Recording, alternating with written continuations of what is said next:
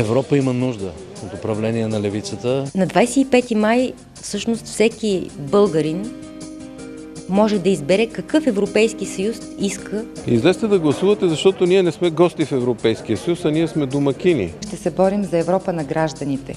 За Европа на гражданите, където ще се развива и бизнеса, разбира се, но гражданина трябва да бъде на първо място. Всеки глас е важен за нашата листа и аз мисля, че с общи усилия подкрепа ние тези избори ще ги спечелим, България ще продължи в правилната посока. Номер 15, защото номер 15 гарантира една друга Европа.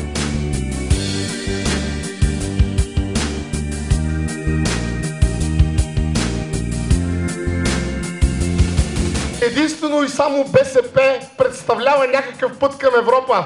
Всичко останало е път към разрухата, всичко останало е да се върнат на власт идеолозите на постната пица, а това може да бъде спряно сега, на 25-ти. С лявата бюлетина ние искаме да променим България, искаме да променим Европейския съюз, искаме да променим света.